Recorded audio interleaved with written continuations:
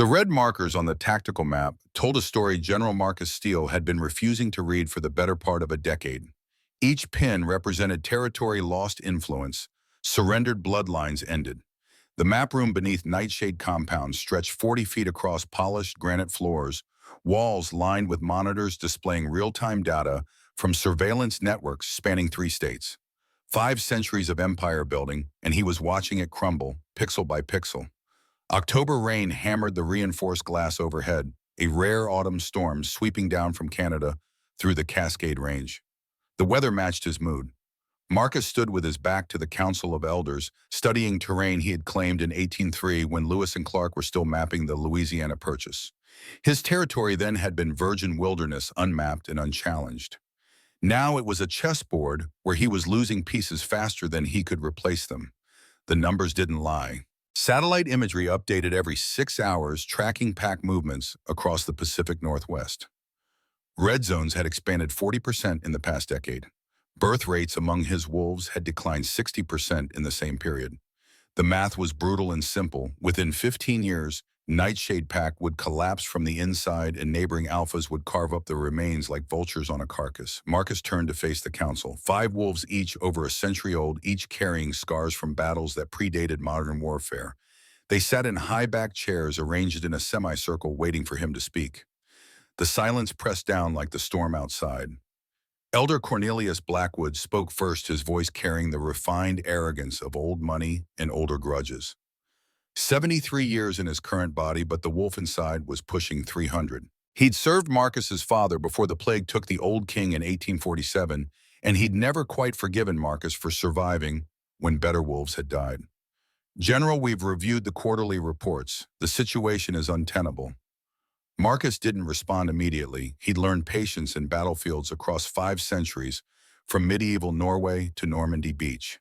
Silence was a weapon sharper than any blade. Colonel Thaddeus Grant stood at attention near the wall, ramrod straight, despite the knee that had taken shrapnel in Da Nang in 1968. 67 years old, silver-haired, and still the most dangerous wolf Marcus had ever commanded. Grant's eyes tracked the room with the hyper-awareness of a soldier who'd survived 3 wars and understood a 4th was coming. Untenable implies we have no options. Marcus finally spoke, his voice carrying the weight of authority earned through 500 years of keeping his people alive. The words weren't loud, but every wolf in the room felt them in their bones. We have options. They're just unpleasant. Blackwood leaned forward, fingers steepled beneath his chin, in a gesture Marcus had always found insufferably pretentious. We've discussed arranged mating. There are suitable Omega candidates from the Silver Pine Pack in Oregon, the Redwood Alliance in California. Political marriages. Marcus cut him off cleanly, the way a surgeon removes diseased tissue. Alliances built on bloodlines instead of strength. That's worked so well for European monarchy over the centuries. Elder Sarah Monroe, the only female on the council, allowed herself a slight smile. 68 years old with gray hair, she wore like a crown. She'd been Marcus's intelligence chief during the Cold War, when werewolf politics had mirrored human geopolitical chess. She understood strategy better than most generals. The general's point is valid. Arranged matings produce heirs, but not necessarily strong ones. Genetic diversity matters less than genetic quality. Quality requires a mate. Blackwood's voice sharpened with barely concealed frustration. The general hasn't taken a partner in, 2 centuries, while he pursues some mythical, fated mate concept. The pack suffers. The temperature in the room dropped several degrees. Marcus's ice-blue eyes fixed on Blackwood with the intensity that had made hardened warriors flinch. The alpha power radiating from him wasn't a threat, not quite, but it was a reminder of the vast gulf between an elder and a king. I had a mate, I had a son. They died 500 years ago because medieval medicine couldn't handle complicated childbirth. I've lived with that failure every day since. If I take another mate, it will be because she can survive bearing my heirs, not because the council found her politically convenient. Silence crashed back down. Even Blackwood had the sense to retreat from that particular minefield. The story of Marcus's first family was legend among older wolves. The young Viking warrior who'd loved a human woman, tried to turn her during pregnancy, watched both mother and child die screaming. It was the wound that had shaped 5 centuries of cautious isolation. Grant cleared his throat, a subtle intervention to redirect the conversation before old grief turned to present anger. Sir, if I may, Dervance has been waiting to present new intelligence. It's relevant to the succession question. Marcus nodded, grateful for the tactical pivot. Grant always knew when to step between his commander and unproductive conflict. It was why he'd survived Vietnam when so many others hadn't. The monitors on the wall flickered to life as Dr. Helena Vance entered through the security door, tablet in hand. 43 years old, human-turned-wolf through a battlefield conversion in Afghanistan. She'd brought her PhD in genetics to the pack 15 years ago. Her scientific approach to werewolf biology had revolutionized their understanding of inheritance patterns. Gentleman Elder Monroe. Vance's voice carried the clipped efficiency of someone who valued data over diplomacy. 3 months ago, I initiated a satellite scan of genetic markers across North America, cross-referencing human DNA databases with known werewolf bloodline signatures. The goal was to identify potential dormant wolves who might strengthen our genetic diversity. She tapped her tablet, and the main screen displayed a complex genealogical chart that looked like a spider web designed by a mathematician on methamphetamine. I found something unexpected. The chart zoomed in on a single node highlighting and pulsing red. Genetic markers scrolled past allele frequencies, chromosome patterns, mitochondrial DNA sequences that meant nothing to Marcus, but clearly meant everything to Vance. This is the genetic signature of the Lunaris bloodline. Pure Omega, one of only 3 such lines in recorded werewolf history. The Lunaris family was thought to have gone extinct 23 years ago during the Purge. Marcus went very still, the kind of stillness that preceded violence or grief, sometimes both. His hands gripped the edge of the tactical table hard enough that the titanium frame groaned in protest. The Purge wasn't a purge, it was an assassination. His voice came out flat, drained of inflection, which was somehow more terrible than rage would have been. Marcus and Luna Lunaris were my friends. Marcus was my beta. They were killed in 2001 when their compound in Idaho was attacked by rogues. Over 40 wolves died that night. Their infant daughter was presumed dead in the fire.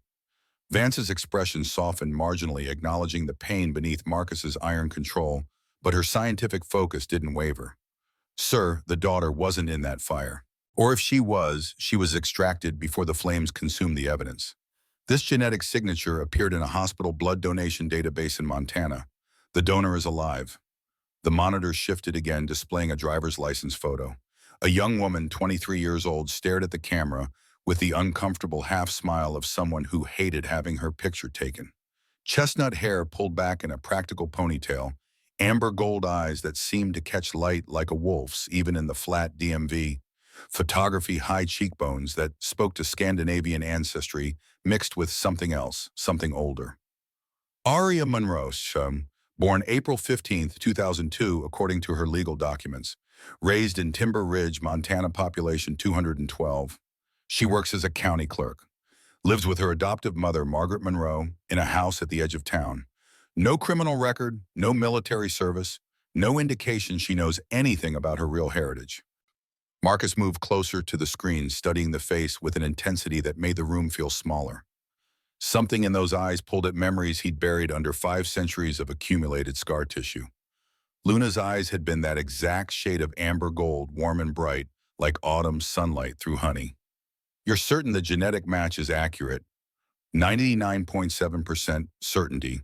The Lunaris markers are unmistakable specific mutations in the ACIP and MC1R genes that regulate coat coloration in wolves, combined with elevated expression of the OXTR gene associated with omega bonding capabilities. This woman is pure omega dormant, but viable. Grant stepped closer to the screen, his tactical mind already processing threat assessments and operational parameters. If we found her, others will too. The same databases Dr. Vance accessed are available to anyone with sufficient technical capability and motivation. Precisely. Vance pulled up a timeline on a secondary monitor. The genetic flag appeared in the database 6 weeks ago. Standard protocol delays public access by 90 days for medical privacy reasons, but anyone monitoring for specific markers could have automated alerts. We may have a narrow window before hostile actors locate her. Blackwood's voice cut through the analysis with the cold pragmatism that made Marcus simultaneously respect and despise the man. What's the strategic value one dormant, Omega human raised untrained, even from the Lunaris line? She's a project, not an asset. Dr. Vance's expression shifted into something that might have been a smile if scientists were capable of genuine emotion instead of intellectual satisfaction. Senator, you're thinking too small. This isn't just about adding one Omega to our breeding population. The Lunaris bloodline carries genetic sequences that haven't been expressed in the general werewolf population for over 300 years. If General Steele were to mate with her, the offspring would be... She paused, choosing her words with the precision of someone who understood the weight they carried. Unprecedented. Alpha-Omega hybrid genetics. We'd be creating something that hasn't existed since the founding bloodlines. A child with alpha dominance and strength combined with omega bonding and empathic abilities. The strategic implications are staggering. The silence that followed was different from earlier tensions. This was the silence of calculated assessment of veteran warriors and politicians recognizing a game-changing piece on the board. Marcus stared at Aria Monroe's photograph, his mind racing through tactical scenarios and emotional landmines with equal intensity. He'd made a promise to a dying friend 23 years ago, kneeling in blood and ash while Marcus Lunaris's last breath rattled out between shattered ribs. The memory crashed over him with the force of a tidal wave pulling him under, despite 5 centuries of practice at emotional compartmentalization. Idaho compound. September 2001 flames turned night into hellish noon, consuming everything Marcus's beta had built over 3 decades. The attack had been coordinated, professional, devastating, 47 wolves dead before Marcus's rescue force could respond. He'd flown the helicopter himself, pushing the bird past safe limits, but arrived to find nothing but burning ruins and bodies.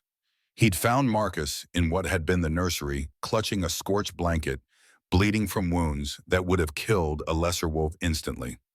Luna lay nearby, her throat torn out, amber eyes still open and staring at nothing. The baby's crib was empty. Marcus dropped to his knees beside his oldest friend, knowing even before checking vitals that this was goodbye. She's gone. Marcus's voice came out broken, each word costing him blood he couldn't spare. They took her, or she's dead. I'll find her, I swear it. If she's alive, I'll protect her. Marcus gripped Marcus's hand, feeling bones grind together beneath cooling skin. Promise me. Promise. Protect the bloodline. Last pure Omega. I promise. Marcus died with Marcus holding him the same way they had held position together in France during World War I, the same way they'd stood back to back during pact challenges and political coups and all the small wars that filled 5 centuries of friendship. Marcus had kept searching for 2 decades, investigated every lead, tracked every rumor, found nothing but dead ends and false hopes. Eventually, he'd accepted what seemed inevitable. The baby had died in the fire, and the Lunaris line had ended with Luna's blood soaking into Idaho soil. Until now. The war room snapped back into focus. Marcus blinked once, banishing ghosts to their proper graves, and focused on the living problem in front of him. Where is she now? His voice came out rougher than intended, scraped raw by memory and determination. Timber Ridge, Montana, small logging town about 90 miles northeast of Missoula. Her adoptive mother is Margaret Monroe, 65, widowed, former Army intelligence officer who retired in 1995. No obvious connection to werewolf politics, but the fact that she successfully hit a pure Omega for 23 years suggests either exceptional luck or exceptional skill. Grant was already pulling up satellite imagery of Timber Ridge on his tablet, his fingers moving with the practiced efficiency of a soldier who'd learned computer warfare after mastering rifle and bayonet. Town's remote, single road in and out, surrounded by national forest.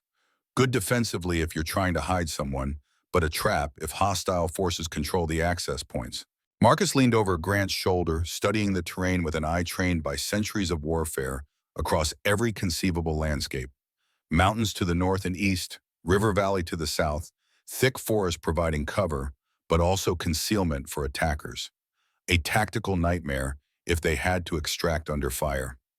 What's today's date? October 14th. Elder Monroe consulted her own tablet, cross-referencing something that made her expression tighten with concern. General Ms. Monroe's birthday is April 15th, which makes her 23 years and 6 months old. For a dormant Omega first heat typically triggers between ages 23 and 25, often coinciding with significant life stress or proximity to a powerful alpha. The implications hit Marcus like physical force. First heat for a pure Omega would broadcast her location to every unmated male within a 100-mile radius, maybe more. She'd be defenseless, untrained, probably terrified and surrounded by predators who wouldn't care about consent or consequences. When does Timber Ridge have its next major community event? Something that might trigger stress response. Vance pulled up local news feeds and community calendars with the casual efficiency of someone who had anticipated the question. Annual Harvest Festival. Tomorrow night, October 15th. The entire town participates. It's their biggest social event of the year. Marcus felt something cold and certain settle in his gut, the same instinct that had kept him alive through 500 years of combat. The pieces were aligning too perfectly, the timeline too compressed to be coincidence. She's going into heat. Tomorrow during the festival, surrounded by humans and completely vulnerable. He turned to face the council decision crystallizing with the clarity that came from centuries of command. I'm extracting her tonight. Colonel Grant assemble a four-man tactical team. Full combat gear, suppressed weapons extraction protocols. We go and quiet retrieve the asset and exit before anyone knows we were there. Blackwood stood as politicians' instincts, sensing danger and decisive action. General, you can't simply kidnap a civilian. She's not a civilian. She's the last of the Lunaris bloodline, daughter of my beta, and under my protection, whether she knows it or not. I made a promise to a dying friend. I'm keeping it. The alpha power behind those words wasn't a threat anymore. It was a declaration of absolute intent, the kind of certainty that had built empires and ended dynasties. Blackwood subsided, recognizing when he'd lost before the fight truly began. Grant was already moving toward the door, tactical mind, shifting through gear requirements and team selection. Sir, if her heat triggers during extraction, every unmated male in the region will converge on her location. We could be looking at a running battle all the way back to the compound. Then we move fast and shoot straight, assemble the team, wheels up in 3 hours. The meeting dissolved with military efficiency wolves moving to their assigned tasks without wasted motion. Marcus remained behind, staring at Aria Monroe's photograph on the screen. Those amber eyes seemed to look right through the camera, right through 2 decades of searching, right into the promise he'd made in Blood and Fire. I'm coming for you, just hold on a little longer. The words were too quiet for anyone else to hear a prayer or a promise to ghosts who couldn't answer. Outside, the storm intensified, rain hammering harder against reinforced glass as if nature itself was warning him about what came next. 3 hours later, Marcus stood in the armory beneath Nightshade Compound, checking gear with the methodical focus of a soldier who'd loaded weapons in trenches and helicopters and everything in between. The Glock 19 went into a shoulder holster, 2 spare magazines on his belt, a K-bar knife strapped to his calf, old school, but some tools never went obsolete. Body armor under civilian clothing because stealth mattered more than protection in an extraction. Grant appeared beside him, similarly equipped, moving with the controlled economy of motion that marks special operations veterans. His team stood nearby, Captain Sarah Chen, 30 years old and deadly as a viper. Lieutenant Marcus Rivera, 28, explosives expert with a gift for creative destruction. Sergeant David Park, 32, communications specialist who could hack a satellite while under fire. All wolves, all combat tested, all willing to die on Marcus's order without hesitation, because that was what Pac meant when the Alpha had earned loyalty through blood instead of genetics. Transport's ready, sir. Bell 407 fueled and prepped on the north pad. Flight time to Timber Ridge is 90 minutes. Grant's voice carried the steady calm of a man who'd done this 1,000 times, which wasn't far from truth. They'd run extractions together in Bosnia, Somalia, Iraq, Syria, wherever werewolves got caught in human conflicts and needed saving. This was just another mission, except it wasn't, because this time, the asset had amber eyes and carried the ghosts of Marcus's oldest promises. The helicopter lifted off at 1900 hours, rising through storm clouds that reduced visibility to near zero. Marcus sat in the co-pilot seat watching instrument panels and GPS coordinates, while Grant flew with the casual competence of someone who'd learned helicopters in Vietnam and perfected the skill across 50 years of practice. Rain hammered the windscreen. Lightning strove through clouds, turning the world into a negative photograph of itself. The kind of weather that kept civilians indoors and provided perfect cover for operations that couldn't afford witnesses. Captain Chen's voice crackled through the headset from the passenger compartment. Sir, latest intelligence shows the Harvest Festival is proceeding despite weather. Town population approximately 200 plus, maybe 50 visitors from surrounding areas. Target residence is on the eastern edge of town, isolated from main celebrations. Rogue activity. Surveillance picked up increased radio chatter on known rogue frequencies. Nothing specific, but volumes up 30% in the last 6 hours. Could be coincidence. Marcus didn't believe in coincidences, not after 5 centuries of watching them turn into ambushes. Increased rogue activity meant someone else had found Aria Monroe, or was close enough to her trail that the scent was driving territorial instincts wild. They were running out of time. The helicopter descended through cloud cover at 20-30 hours, following terrain contours, while Grant navigated by instruments and instinct in equal measure. Timber Ridge appeared below them as scattered lights against total darkness, a constellation of human habitation surrounded by the void of national forest. Grant set them down in a clearing 3 miles north of town, far enough that rotor noise wouldn't carry over the storm. The team deployed with practiced efficiency gear checks completed in 30 seconds, communications tested, and confirmed operational. Marcus led point, moving through forest with the silent confidence of someone who'd hunted these mountains before humans gave them names. His night vision was better than any technological enhancement, wolf senses painting the world in shades of gray and silver that revealed every detail. The town came into view through the trees, Main Street decorated with autumn wreaths and carved pumpkins, strings of orange lights fighting against the rain. Music drifted from the community center, fiddle and guitar, playing something folk and familiar. Civilians clustered under awnings, laughing and drinking, despite weather that should have driven them home hours ago. Small-town America, the kind of place that still believed in community and continuity, where everyone knew everyone and strangers stood out like blood on snow. Marcus cataloged exits and sightlines with automatic precision while moving past the celebration toward the target residence. Aria Monroe's house sat on a dirt road at the forest's edge, a small craftsman-style home with a porch that had seen better decades. Lights burned in the front window. A truck in the driveway, Ford F-150, 15 years old, Montana plates. Wood smoke from the chimney mixing with rain scent. Marcus raised his fist, and the team froze in position around the perimeter. He focused on the house, letting wolf senses extend beyond human limitations, reading the structure through sound and smell and instinct. 2 heartbeats inside. One older, steady human. One younger, elevated, distressed. Scent profile from the younger one hit Marcus like a freight train. Honey and moonlight, and something wild struggling to break free. Pure Omega on the verge of first heat biology activating dormant genetics, whether she understood what was happening or not. They had minutes, maybe less. Marcus moved toward the front door, hand on his weapon, but not drawing it yet. Civilian extraction required different protocols than hostile territory. He needed to convince, not coerce, at least initially.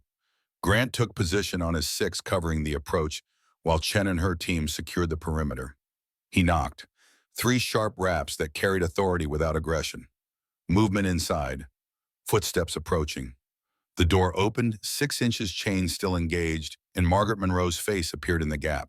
65 years old with steel gray hair and eyes that had seen things most civilians couldn't imagine. She looked at Marcus with the instant assessment of someone who'd spent a career evaluating threats. "We're not buying whatever you're selling."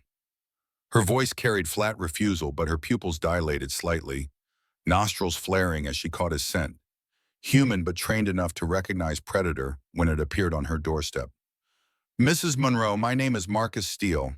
I served with your husband during the Gulf War. He saved my life in Basra in '91. I need to speak with you about your daughter. It's urgent." That got her attention. Her expression shifted through surprise and suspicion before settling on wary calculation. The door closed, chain rattled, reopened fully. Margaret Monroe held a pistol low against her thigh, finger off the trigger, but ready to move if this conversation went sideways. Not standard civilian behavior. Marcus revised his assessment upward. This wasn't just a retired intelligence officer. This was someone who'd stayed sharp long after official retirement. My husband died in a training accident in 1995. If you served with him, you'd know that. Captain John Monroe, 3rd Special Forces Group. The training accident was a cover story. He died in Somalia during Black Hawk Down operations that officially never happened. I was there. I held him while he bled out from shrapnel wounds after we got separated from the main convoy. The lie came out smooth as silk, backed by details from classified operations that Marcus actually had participated in, just under different circumstances. Margaret's eyes narrowed, searching his face for deception, finding only the kind of flat certainty that came from actual combat experience. The pistol lowered slightly. Not much, but enough. Arya's sick, high fever. I was about to drive her to the hospital when the storm hit. From inside the house, a sound between a moan and a whimper, the kind of distress that bypassed rational thought and went straight to protective instinct. Marcus felt his own biology respond to alpha recognizing omega in crisis. Ancient patterns lighting up neural pathways despite 5 centuries of civilized control. She's not sick. She's going through something her body's been suppressing for 23 years. I need to get her somewhere safe before the rest of the sentence died as new sense hit him. Multiple wolves approaching fast from the north and west, moving through forest with a kind of coordinated precision that meant organized pack, not random rogues. At least a dozen, maybe more, converging on this location with obvious intent. Grant's voice crackled in his earpiece. Sir, we've got contacts, multiple hostiles, 300 yards in closing. They're not trying to be subtle. Marcus made the decision in a heartbeat, the same way he'd made 1,000 tactical choices across 5 centuries when hesitation meant death. He stepped forward into the doorway, forcing Margaret back through sheer physical presence and the kind of authority that didn't need threats to be compelling. Mrs. Monroe, in approximately 90 seconds, this house will be surrounded by werewolves who want to claim your daughter. Some of them will try to force a mating bond. Others will just kill her because her bloodline represents a political threat they can't afford. I made a promise to her real father that I'd protect her. You can shoot me, or you can trust that I'm the least dangerous thing about to happen. Choose fast. Margaret Monroe hadn't survived 3 decades in military intelligence by being slow on the uptake. Her eyes went to the window, catching movement in the tree line that civilian senses shouldn't have detected, but honed survival instinct made visible anyway. She stepped aside. Upstairs, first door on the right. If you hurt her, you'll hunt me down and make me regret it. I know. Get your weapon and ammunition. We're leaving in 60 seconds. Marcus took the stairs 3 at a time, following scent and sound to a bedroom that smelled like fever and fear and the first trembling edges of heat. Arya Monroe lay curled on a bed, drenched in sweat, shaking hard enough that the frame rattled against the wall. Her eyes were closed, but Marcus could see them moving beneath the lids, tracking nightmares, or visions, or the overwhelming sensory input of a wolf trying to emerge from a human shell. He knelt beside the bed, keeping his voice low and calm, despite the tactical situation going to hell outside. Arya, my name is Marcus. I'm going to get you somewhere safe, but I need you to trust me for the next few minutes. Can you do that? Her eyes open, amber gold and glowing faintly in the darkness, pupils blown wide with fever and something more primal. She looked at him without recognition, without understanding, but something in her expression shifted when their eyes met, a flicker of response that went deeper than conscious thought. Everything hurts. Her voice came out raw, scraped over vocal cords, not designed for the changes happening inside her body. Marcus felt something twist in his chest, a combination of protective fury and the first stirrings of a bond he'd thought dead and buried with his first mate 500 years ago. I know. It's going to get worse before it gets better. But I've got you. Hold on. He scooped her up with the same care he'd used carrying wounded soldiers off battlefields across multiple centuries. She weighed nothing, a fragile bundle of fever and potential wrapped in flannel pajamas. Her scent hit him harder now, close and overwhelming, triggering responses he'd suppressed for so long they felt like muscle memory awakening. Focus. Mission first. Get her safe, then deal with biology. Grant's voice in his earpiece, sharp with urgency. 60 seconds. They're spreading out for encirclement. I count 18, maybe 20. Professional formation. Marcus carried Arya downstairs. Margaret waited by the door, now holding an AR-15 with the casual competence of someone who'd carried weapons in actual combat, not just weekend range training. She'd thrown on a jacket and grabbed a go bag packed and ready like she'd been expecting this moment for 23 years. Back door. Chen has the exfil route cleared. Marcus moved through the kitchen while Margaret covered their six. The back door opened onto a small yard backing against forest. Captain Chen materialized from the tree-line weapon up scanning sectors with the hyper-aware intensity of a soldier in a hot zone. Paths clear to the rally point. We've got maybe 2 minutes before they close the net. The first howl split the night closer than Marcus would have preferred. Not a natural wolf, too large, too intelligent, too full of focused aggression. More voices joined in a chorus of challenge and claim that would have frozen any civilian, but just made Marcus move faster. They ran. Margaret kept pace despite her age, moving with the ground-eating efficiency of someone who'd done forced marches in places where falling behind meant capture or death. Arya remained limp in Marcus's arms, consciousness fading in and out, fever burning hot enough that he could feel it through her clothes and his. The forest swallowed them, providing cover, but also cutting visibility to arm's length. Grant led point with Rivera, both moving with the practiced coordination of soldiers who'd worked together so long, they communicated in gestures and instinct. Park brought up the rear weapon reversed, watching their back trail for pursuit that was definitely coming. 50 yards, 100. The sounds of pursuit grew louder, closing the distance with supernatural speed. Marcus calculated angles and timelines with the cold precision of someone who'd survived this long by being better at math than his enemies. They weren't going to make the extraction point before contact. Chen Rivera set the perimeter charges. 30-second delay. We're going to need a door slammer. The team moved with immediate precision, pulling claymore mines from packs and positioning them in a loose arc facing their back trail. Not enough to stop a determined assault, but enough to discourage close pursuit and buy precious seconds. Movement in the darkness. Marcus caught flashes of fur and eyes reflecting moonlight that shouldn't penetrate the storm clouds. The wolves pursuing them weren't trying to hide anymore, confident in numbers and coordination. He counted at least 15 distinct shapes, maybe more, in the deeper shadows. Too many. Even with his team's weapons and training, this was about to turn into a running firefight that would draw civilian attention and leave bodies scattered across national forest land. The kind of incident that forced FBI involvement and made the evening news, which meant exposure for the entire werewolf population. Unacceptable. They broke through the tree line into the clearing where Grant had set down the helicopter. Rotor blades started spinning before Marcus reached the door, Grant already in the pilot seat running pre-flight with combat efficiency. Chen and Rivera laid down suppressing fire as wolves emerged from the forest, forcing them back into cover with disciplined 3-round bursts. Marcus passed Arya up to Park, who secured her in the passenger compartment, while Margaret climbed in behind them. The mines detonated in sequence, thunder rolling through the forest, buying them the final seconds needed. Marcus hauled himself into the cabin as Grant pulled collective, lifting them into storm clouds and darkness. Tracers followed them up. Someone had rifles, which meant this wasn't just a random pack gone rogue. This was organized, funded, equipped for exactly this kind of operation. The helicopter banked hard, throwing Marcus against the bulkhead as Grant threw evasive maneuvers that belonged in combat zones, not domestic airspace. Below them, muzzle flashes marked the clearing they'd just evacuated. Above them, nothing but black clouds and instrument readings that showed they were pushing the bird past safe operational limits.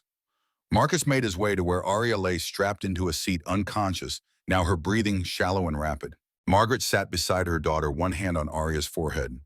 Maternal concern warring with the stunned realization that everything she'd known for 23 years had just detonated like those mines in the forest.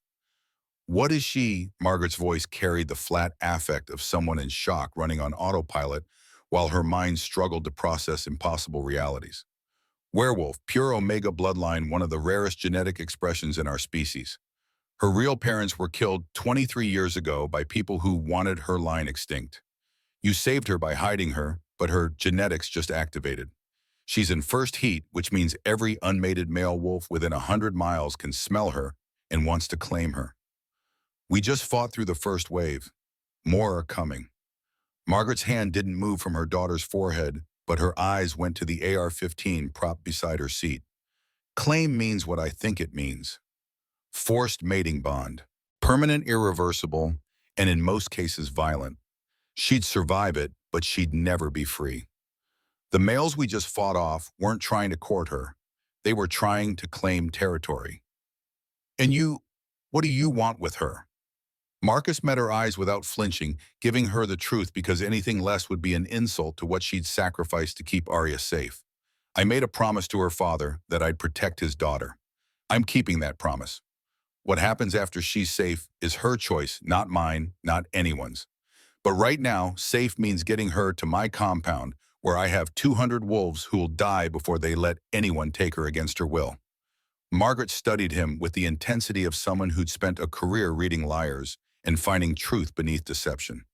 Whatever she saw in his face must have satisfied something because she nodded once. John talked about you, not by name, but he mentioned a commander who'd saved his unit in Basra. Said the man moved too fast, saw too far, knew things before they happened. He suspected something wasn't human about you, but he trusted you anyway. I'm going to do the same. But if you betray that trust, you'll make me regret it. Everyone keeps threatening me with consequences. It'd be refreshing if someone just said thank you. That got a ghost of a smile from her and gone like smoke around it. Grant's voice came through the headset. Sir, we've got company, 2 helicopters, civilian paint jobs, but flying military formation. They're trying to pace us. Marcus moved forward to the cockpit, looking out into storm darkness, lit by occasional lightning. Sure enough, running lights marked 2 aircraft matching their course and speed, close enough to be threatening, but not quite close enough to force a confrontation. IFF. Nothing, they're not squawking transponders. Distance to the compound. 40 minutes at current speed. Marcus calculated odds and options with the cold efficiency of someone who'd survived this long by being paranoid and prepared in equal measure. 2 unknowns following them meant either escorts or enemies, and his experience suggested the latter far more often than the former. Chen Rivera weapons hot. If they move to intercept, light them up. No warnings. Both soldiers acknowledged without hesitation, moving to port and starboard positions with rifles ready. Park monitored communications frequencies, listening for chatter that might reveal intentions before they became actions. The helicopters paced them for another 20 minutes, maintaining distance, but clearly tracking their course. Then, without warning or explanation, both aircraft peeled off and disappeared into the storm, running lights vanishing like they'd never existed. Marcus didn't relax. Withdrawals were often preludes to different approaches. He kept watching instruments in darkness until Grant began descent procedures toward Nightshade Compound, the landing pad appearing through clouds as a circle of lights in an ocean of black. They touched down at 22:47 hours. Medical teams waited with a gurney, Dr. Vance leading the response with the same clinical efficiency she brought to everything. They transferred Arya from helicopter to medical bay in under 60 seconds, Margaret following close behind with her rifle and go bag, and the shell-shocked determination of someone who just had her entire worldview rewritten. Marcus remained behind, helping Grant and the team secure the aircraft and weapons. The familiar routine of post-mission tasks, clearing chambers, cataloging ammunition, expenditure, filing gear that needed maintenance. The kind of work that let adrenaline bleed off gradually instead of crashing all at once. Grant waited until the others had left before speaking. Sir, those helicopters tracking us weren't rogue packs. That was professional aviation coordinated communications. Someone with serious resources wanted to know where we were taking her. I know. Marcus stared out at the compound beyond the hangar. 500 years of building, and someone was already trying to tear it down by taking the one thing that might save it. Double the perimeter guard, lock down all access points. No one enters or leaves without my personal authorization. And get me everything we can find on those helicopters, flight paths, fuel stops, communications intercepts. Someone knows too much about our operations. I want to know who. Grant nodded and moved to execute, leaving Marcus alone in the hangar with the cooling helicopter and his own dark thoughts. The extraction was supposed to be the simple part: get in, get the asset, get out. Instead, they'd walked into something that smelled like conspiracy and felt like the opening move in a war he hadn't seen coming. He made his way to the medical wing, following sterile corridors lit by overhead fluorescence that turned everything corpse pale. Arya had been moved to a private room, monitors tracking vitals that showed fever spiking and heart rate elevated but stable. Margaret sat in a chair beside the bed, still holding her rifle like it was the only solid thing in a world gone liquid and strange. Vance looked up from her tablet as Marcus entered. Fever's at a 3.4 and climbing. Heart rate elevated but consistent with first heat presentation. Her body's trying to complete a transformation that should have happened gradually over months, and it's doing it in hours. The stress is significant. Prognosis. She'll survive, but the next 24 to 48 hours will be brutal. First heat for a pure Omega is intense under normal circumstances. For one who's been dormant this long, it's off the charts. Her body is going to demand a mate to complete the bond and stabilize her biology. Margaret's head snapped up at that mother's protective instinct, overriding exhaustion and shock. You're not touching her. She doesn't even know what she is yet. Marcus met her glare without backing down, but his voice stayed calm, reasonable, the tone of someone explaining tactics to a civilian who needed to understand before the shooting started. I'm not going to force anything, but her body is going to try to force her, and every unmated male within 100 miles is going to feel that pull. Biology is a weapon in this situation, and it doesn't care about consent or timing. The heat will make her desperate. She's going to beg for relief for someone to end the need that's burning her alive. Most alphas would take what she offers without thinking twice about whether it's genuine choice or biological coercion. And I'll help her manage symptoms without forcing a bond. There are ways to provide relief without claiming. She gets to choose if and when she accepts a mate, and that choice has to be made when her mind is clear, not when fever is driving decisions. But you need to understand, keeping her unclaimed during first heat is going to be the hardest thing I've ever done, and I've done 5 centuries of hard things. Vance nodded confirmation. General Steele has been through this before. He knows what he's refusing. Most alphas wouldn't have that control. Margaret looked between them, trying to process information that contradicted everything she'd believed about monsters and men. Finally, she set the rifle aside and stood. I need coffee and a phone to call my sister, tell her I'm not dead. You watch her. If anything happens, you'll make me regret it. I know. Go. She left and Marcus took the chair she'd vacated, studying Arya's face in the dim medical lighting.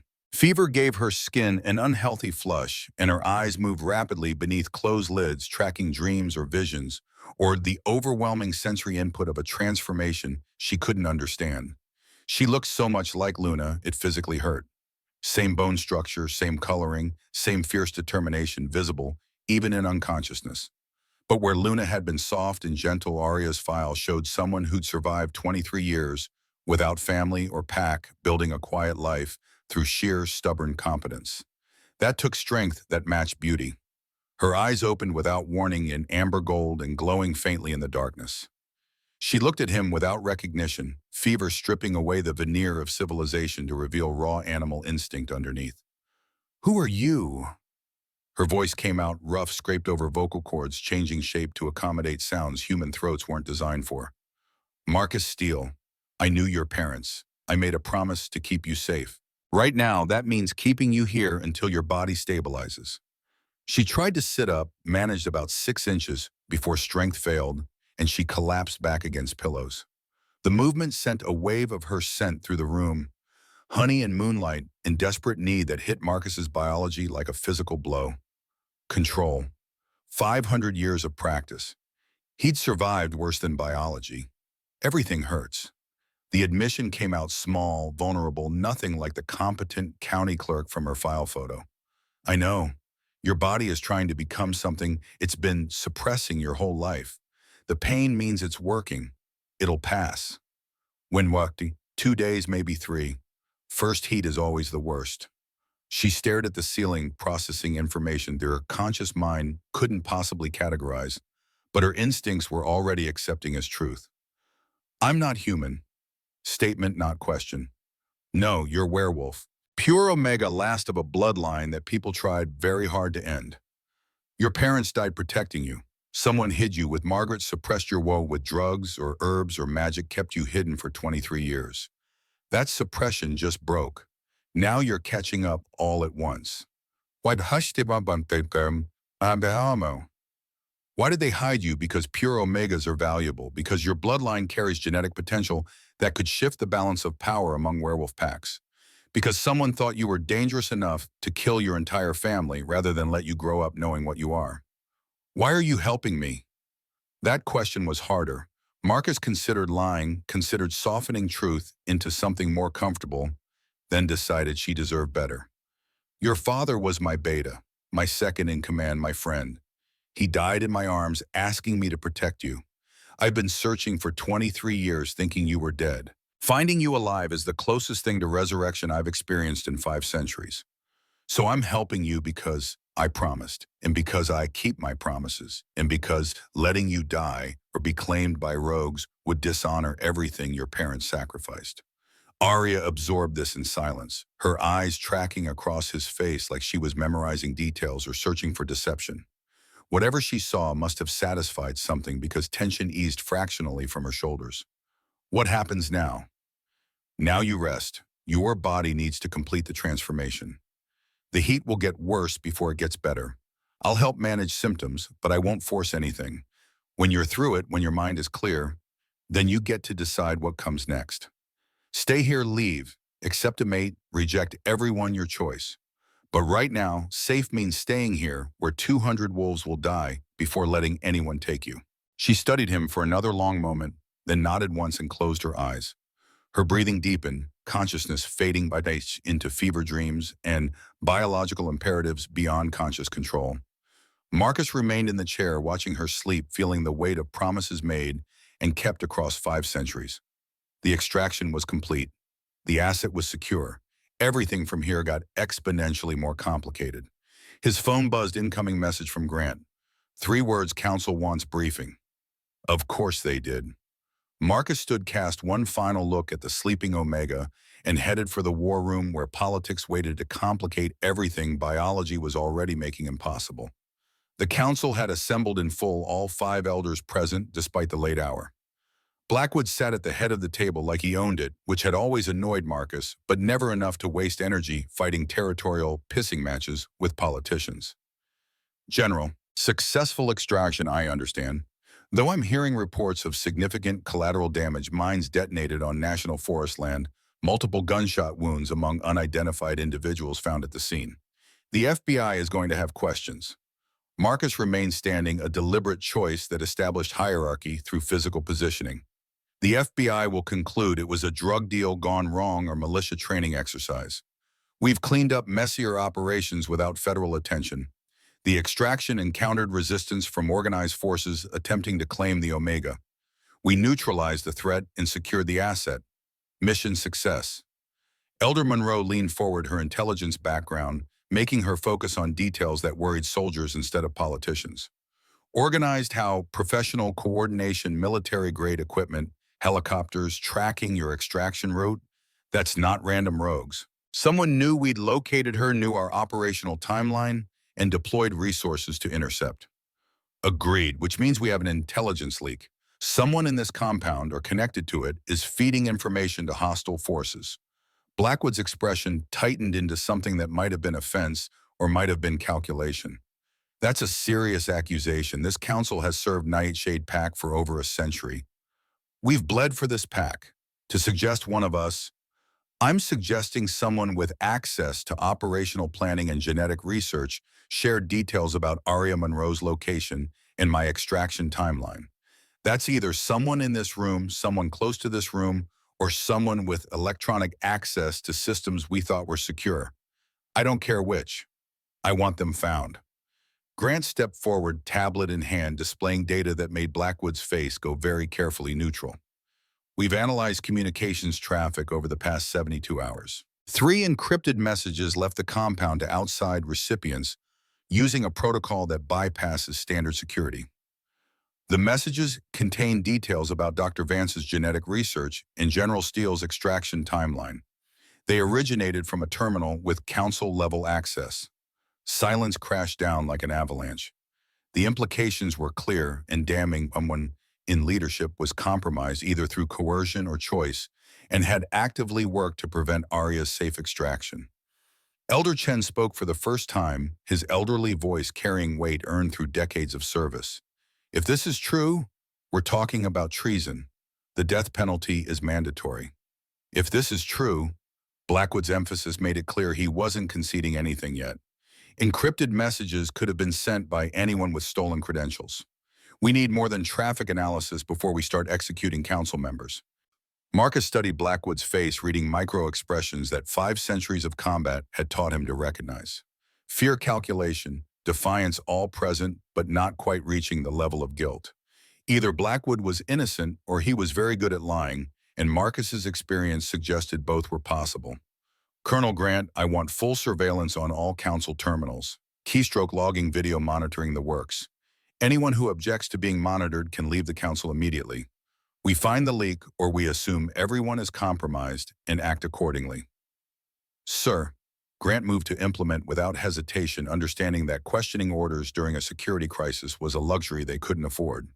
The meeting dissolved with significantly less efficiency than it had begun. Elders departed in clusters, whispering concerns and accusations that would spread through the compound like wildfire. Marcus remained behind, staring at the tactical map that looked even worse now than it had 12 hours ago. Vance appeared in the doorway, her expression carrying the kind of concern that bypassed professional detachment and went straight to genuine worry. General, her fever just spiked to 104.8.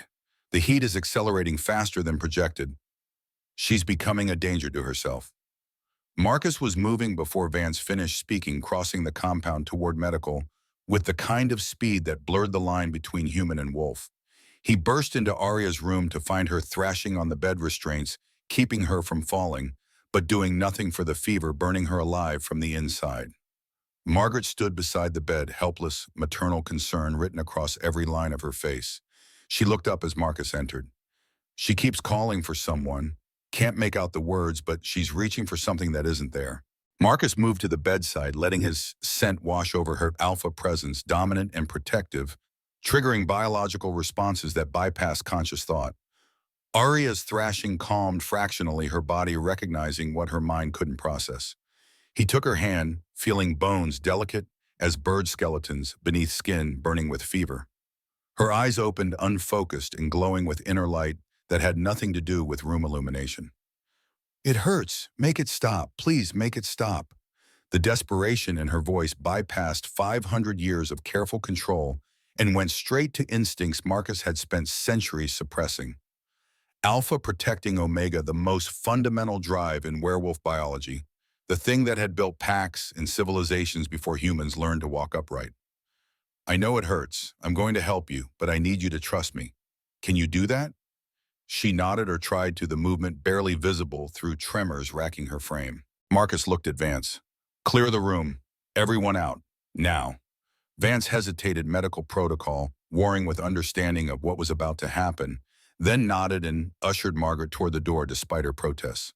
The door sealed, leaving Marcus alone with a feverish Omega who needed relief he could provide without claiming. He sat on the edge of the bed, keeping his touch gentle despite the strength he could feel thrumming beneath her skin, wolf and woman fighting for dominance with neither fully in control. I'm going to touch you, not to claim, just to ease the need. This won't complete the bond, but it'll help with symptoms. Tell me if you want me to stop. Her only response was a whimper that might have been assent or just desperate need beyond words. Marcus let his hands settle on her stomach, feeling muscles tense beneath flannel pajamas, then began to move in slow circles that followed instinct more than conscious technique. The biological mechanics were simple. Omega and heat needed touch, needed presence, needed the promise of completion, even if the actual mating remained unconsummated. His alpha nature provided that promise through proximity and contact, triggering endorphin release that would ease fever without forcing the bond. Arya's breathing changed, deepening into something that wasn't quite sleep, but resembled it. Her body relaxed by increments, tension bleeding away as biology accepted the compromise. Marcus kept his touch careful, clinical, ignoring the way her scent wrapped around him like smoke and the way his own body responded to proximity with an Omega this powerful. Hours passed. Storm outside intensified, then began to break, rain easing to drizzle while wind died to whispers. Marcus remained beside her, providing presence and touch that kept symptoms manageable without crossing lines that couldn't be uncrossed. Dawn light was filtering through windows when Arya's eyes opened again, clearer, now fever broken, at least temporarily. She looked at him with something approaching actual consciousness. You stayed. Her voice came out rough but coherent, the first fully human thing she'd said since heat began. I gave my word. I keep my word. She studied him with an intensity that suggested her mind was working again, processing impossible realities through the lens of someone trained to organize and categorize information. You knew my father. Marcus Lunaris, yes. He was my beta for 43 years, one of the best men I've ever known. He died protecting you. And my mother, Luna, she was pure Omega like you, kind, fierce, completely devoted to her family. They both loved you more than anything in the world. Arya absorbed this in silence, her hand coming up to touch the IV line Dr. Vance had placed while she thrashed. The people who attacked your extraction team last night, they wanted to claim me. Like permanently. Yes, forced mating bond. It's irreversible, creates a permanent biological connection. Most unmated males see an omega in heat, and their biology overrides any concept of consent. They take what their instincts demand. But you didn't. Simple statement carrying volumes of unspoken questions. I've lived long enough to learn control, and I've seen what forced bonds do to both parties. No one deserves that. She was quiet for another long moment, then looked directly at him with amber eyes that seemed to see past 5 centuries of armor to whatever remained of the man underneath. Why are you really helping me? Not the promise to my father, the real reason. Marcus considered lying, considered deflecting, then decided she'd earned honesty even if it cost him. Because I had a mate once. I had a son. They both died in childbirth 500 years ago because I was too young and too stupid to know that forcing a human woman to become wolf while pregnant was a death sentence. I've lived with that failure every day since. When I look at you, I see a chance to not fail someone else. Maybe that's selfish. Maybe I'm using you to absolve 5 centuries of guilt. But the result is the same. I'll keep you safe whether it serves me or not. Arya studied him with an expression he couldn't quite read, something between understanding and something else, something that made his chest tighten in ways he hadn't felt since medieval Norway. I don't know if I can be what you need me to be. I don't know how to be a wolf. I don't know how to be an omega. I've been human for 23 years. That's all I know. Then we'll figure it out together. No pressure, no expectations. You learn at your own pace. And when you're ready to make decisions about mates and bonds in the future, you'll make them with a clear mind, not under the influence of heat or fear or obligation. She nodded slowly, exhaustion finally catching up to adrenaline and fever. Her eyes started to close, then opened again with obvious effort. Marcus, thank you for not being like the others. The words hit harder than they should have, carrying weight that bypassed rational defenses. Marcus stood, letting her hand slip from his, and moved toward the door before he could do something monumentally stupid, like promise things he had no right to offer. Rest. I'll be close if you need me. He stepped into the corridor to find Grant waiting, an expression grim in a way that meant bad news was incoming. Sir, surveillance picked up encrypted communications. Same signature as the previous leaks. Someone just sent our complete defensive layout to an outside recipient. They know exactly how to hit us. Marcus felt something cold and certain settle in his gut, the same instinct that had kept him alive through 500 years of warfare. How long until they attack? Estimate 72 hours, maybe less. They're mobilizing resources. This isn't a raid, this is an invasion. Then we prepare for siege. Lock down the compound. Evacuate non-combatants to the deep bunkers. Every wolf who can fight gets armed and positioned. We've defended this place for 2 centuries. We'll defend it now.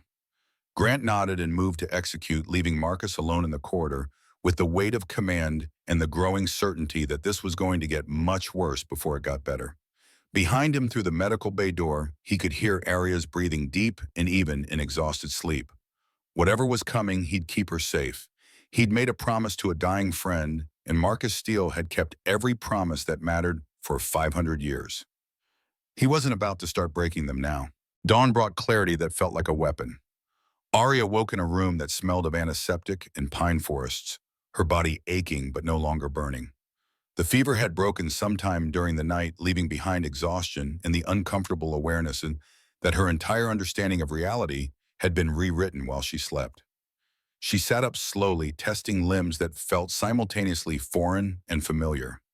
The medical equipment surrounding her bed beeped reassuringly, monitoring vitals that were probably anything but human normal.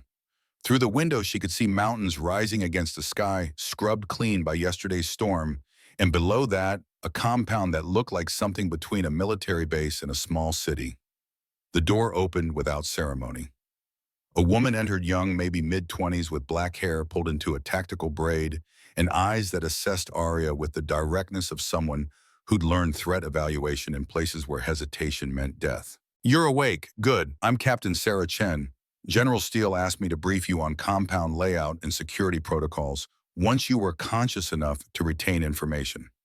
Arya blinked at the efficiency of it all the way this stranger moved through her room, checking monitors and adjusting IV flow with practiced competence that suggested medical training overlaid on military bearing. "Where's Marcus?" "War room. We've got a situation developing. You're part of it, which means you need to understand what you're in the middle of." Chen handed her a tablet displaying a tactical map that meant nothing to Arya's civilian eyes, but clearly meant everything to the soldier presenting it. Red zones, blue zones, markers, and annotations in military shorthand that might as well have been Sanskrit. Nightshade compound. 200 permanent residents, another 150 auxiliary forces we can call in from surrounding territories. We've held this position for 200 years through defensive advantage and superior training. The mountains provide natural barriers, the forest provides cover, and we've got enough firepower to repel anything short of a drone strike. Arya studied the map, her county clerk training kicking in despite the surreal circumstances. Organization was organization, whether she was filing property deeds or trying to understand werewolf military strategy. "You said situation developing. What kind of situation?" Chen's expression tightened into something that might have been respect for the directness of the question. "The kind where people want you dead or claimed and they're willing to go through us to make it happen. General Steele extracted you 12 hours ago. In that time, we've intercepted communications suggesting a coordinated assault is being planned.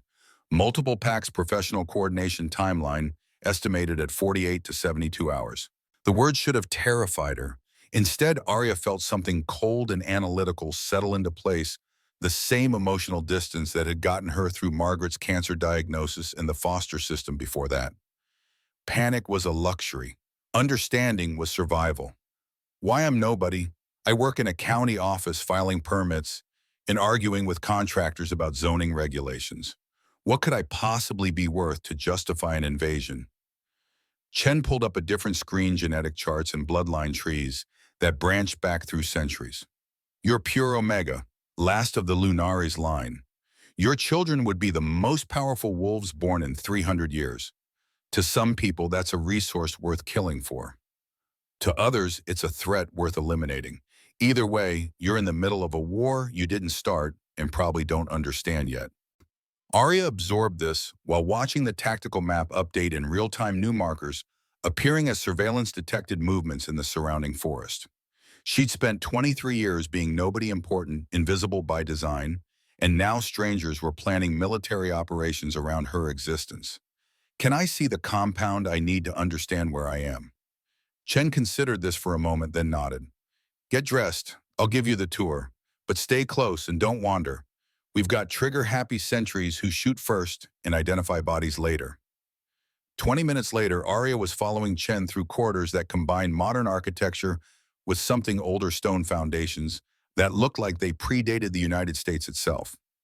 Wolves passed them in both directions, some in civilian clothes, others in tactical gear, all moving with purpose that suggested everyone had assigned tasks and knew exactly what was expected. They emerged onto a central courtyard where younger wolves were running combat drills under the supervision of an instructor who looked like he'd learned his trade in actual war zones. The movements were crisp, efficient, nothing like the martial arts classes Arya had taken in college. This was training designed to kill, not to look good in tournaments. "That's Lieutenant Rivera, explosives expert, 3 tours in Afghanistan, makes the best enchiladas you'll ever taste. Over there," Chen pointed to a shooting range where a gray-haired man was methodically putting rounds through targets at distances that seemed impossible. "Colonel Grant, General Steele's second in command.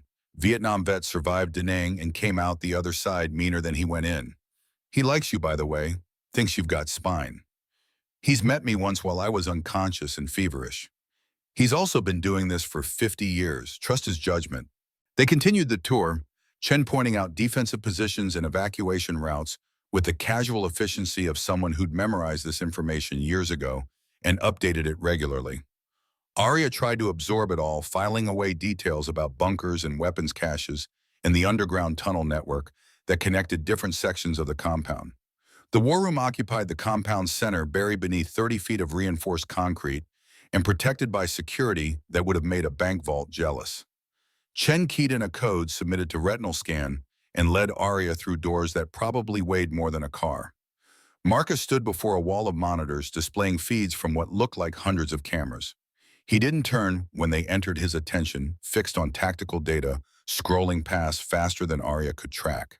Colonel Grant stood beside him, the two of them communicating in the shorthand of soldiers who'd worked together long enough that full sentences became redundant. Sir Ms. Monroe wanted to understand the compound layout. I've completed the basic orientation. Marcus turned and Arya felt the weight of his attention like a physical thing.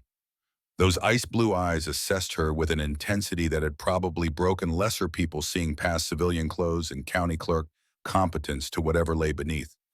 How are you feeling? The question carried genuine concern wrapped in command authority, like he was asking both as the person who'd saved her life and the general responsible for her continued survival. Like someone hit me with a truck, then the truck backed up and hit me again. But functional. Chen says you're expecting an attack. Anticipating. There's a difference. Expecting suggests certainty. Anticipating means we're prepared for multiple contingencies. Grant pulled up surveillance footage on one of the monitors, thermal imaging showing clusters of bodies moving through the forest in patterns that suggested coordination and training. We've counted 47 distinct heat signatures in the surrounding forest over the past 6 hours. They're not trying to hide anymore. This is reconnaissance in force, testing our response times and defensive positions. Arya studied the thermal images, seeing shapes that moved too fast to be human, too organized to be animals. 47 against 200. Those aren't good odds for them. Marcus allowed himself a slight smile that didn't reach his eyes. You're thinking in terms of conventional warfare. Werewolf combat is about more than numbers. It's about bloodline strength, territorial advantage, leadership quality.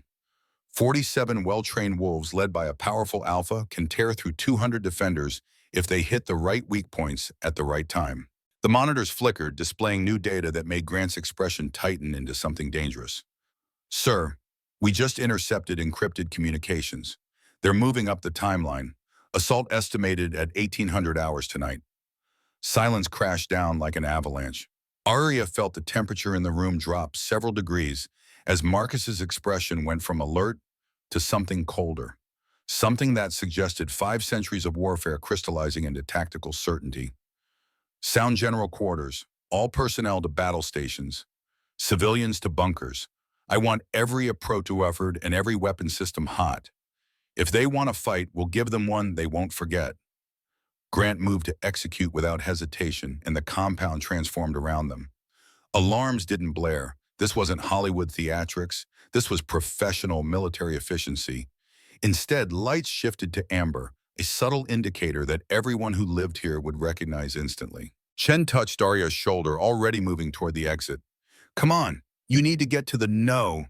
Arya surprised herself with the firmness of it, the way the word came out, carrying authority she didn't know she possessed. Both Chen and Marcus turned to look at her. I'm not hiding in a bunker while people fight over me like I'm property. If I'm the reason they're attacking, I should be part of the defense. Marcus crossed the distance between them in 3 strides, his physical presence overwhelming in the confined space. He didn't touch her, but he didn't have to. The alpha power radiating from him was pressure enough. You've been a wolf for less than 24 hours. You can't fight. You can't shift. The best thing you can do is stay out of the way and let trained soldiers handle this. Something in Arya's chest tightened at the dismissal, at being reduced to cargo that needed protecting instead of a person who could make her own choices. The heat might have broken, but she could still feel it simmering beneath her skin, still feel the way her body responded to Marcus's proximity with attraction and resentment in equal measure. Then teach me. She checked the wall clock 8 hours. Teach me something useful or I'll find a way to be useful on my own. Marcus studied her with an expression that cycled through frustration and something that might have been pride before settling on resigned acceptance.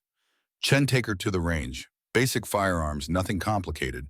If she can shoot straight, she can defend herself if it comes to that. The shooting range occupied a converted cave system beneath the compound natural acoustics modified with sound-dampening materials that turned gunfire into muted thunder. Chen handed Arya a Glock 19, demonstrated basic grip and stance, then stepped back to observe. Two-handed grip, feet, shoulder width, lean into it slightly. The gun's going to kick. Let it then bring it back on target. Sight picture, breath control, smooth trigger, press. Arya raised the weapon, feeling its weight foreign but manageable in her hands. The target down range seemed impossibly far, a paper silhouette at 25 yards. She focused the way she'd focused on spreadsheets and zoning codes, breaking the task into components she could understand and execute. Squeeze, thunder. The target acquired a new hole 6 inches left of center. Not bad for a first shot. Adjust right, try again.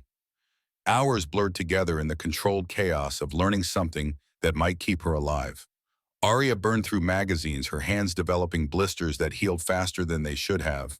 Another reminder that her biology was rewriting itself in real time. By the time Chen called a break, she was grouping shots center mass with enough consistency that the captain's expression had shifted from skeptical to cautiously impressed. You're a natural, or your wolf is lending you hand-eye coordination. Either way you'll do. They emerged from the range to find the compound transformed. Defensive positions bristled with weapons, wolves in tactical gear, moving with the purposeful efficiency of soldiers who'd done this before and knew exactly what was coming. Arya followed Chen toward the medical bay, intending to change clothes and maybe steal a few minutes of rest, when voices from an open doorway made her pause. Council meeting in progress. She recognized Marcus's voice, calm and controlled, even discussing violence, and then another voice, older, carrying the refined arrogance of someone who'd never had to justify their authority. General, I'm formally requesting you reconsider this entire situation. The girl is a liability we can't afford. Surrender her to the attacking forces, negotiate a settlement, and we can avoid bloodshed entirely. Arya felt something cold settle in her stomach. She moved closer to the doorway, staying out of sight, but close enough to hear Marcus's response. Senator Blackwood, are you seriously suggesting I hand over a civilian under my protection to wolves who plan to force a mating bond or kill her outright? That's your solution to this crisis. I'm suggesting we consider all options. Your attachment to this girl is clouding your judgment. She's not Luna. She's not going to bring back what you lost 500 years ago. The silence that followed was so absolute that Arya could hear her own heartbeat. When Marcus spoke again, his voice had dropped to something barely above a whisper, which somehow made it more threatening than any shout. You will never speak my mate's name again. Are we clear, Senator? Your dead mate, who you killed through your own arrogance. How many wolves have to die this time before you admit you're making the same mistake? Arya stepped through the doorway before conscious thought could stop her, before she could analyze the impulse or calculate consequences. The council chamber was exactly what she'd expected. Five older wolves, seated in high-backed chairs, Marcus standing before them like a defendant on trial, and everyone turning to stare as she interrupted with civilian rudeness. I'm not Luna. I'm not anyone's second chance or redemption arc. I'm just someone who got born with genetics that apparently make me valuable enough to kill over.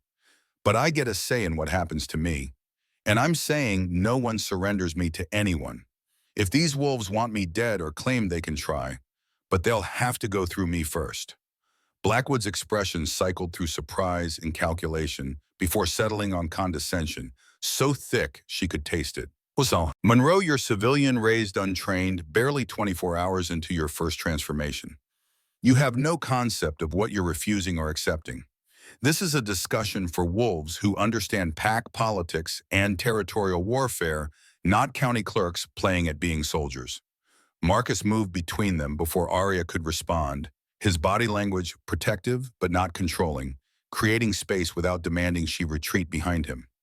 The senator makes a valid point about your inexperience, but an invalid conclusion about your right to choose. This is your life, your future. The council advises, I command, but you decide. Arya met his eyes, seeing something in the ice-blue depths that hadn't been there during the extraction or the medical bay conversations. Respect, recognition, the acknowledgement that she was more than cargo needing protection. Then I decide to fight, not because I understand pack politics or territorial warfare, because running and hiding is what got my parents killed, and I'm done letting other people's decisions control my life. The words hung in the air like a declaration of war, which Arya supposed they were. Blackwood's expression went through several interesting transitions before settling on barely concealed hostility, while the other council members watched with the calculation of politicians measuring how this new variable affected their own positions. Elder Monroe, the gray-haired woman who'd been kind during the medical examination, spoke for the first time. General Steele, if Ms. Monroe is committed to participating in the defense, she should understand what she's defending. The archive contains documentation about her parents. Perhaps she should read it before the shooting starts. Marcus's jaw tightened, and Arya caught the edge of some emotion he was suppressing, grief or guilt or something darker. But he nodded. Grant escort Ms. Monroe to the archives. Give her access to the Lunaris family records. Everything we have. The archives occupied a climate-controlled vault 3 levels down, walls lined with filing cabinets and digital storage that represented 2 centuries of pack history. Grant unlocked a specific cabinet, pulled out a file box marked with her family name, and set it on a research table with unexpected gentleness. Take your time. I'll be outside if you need anything. Arya waited until the door closed before opening the box. Photographs spilled out her parents at various ages, living lives she'd never known existed. Her mother's smile was familiar in ways that made Arya's chest ache, genetic memory recognizing features she saw in her own mirror every morning. Her father looked stern in official photos, but was laughing in candid shots, the kind of man who took his responsibilities seriously, but his life with joy. And there, buried beneath family photographs, was one that made Arya's breath catch.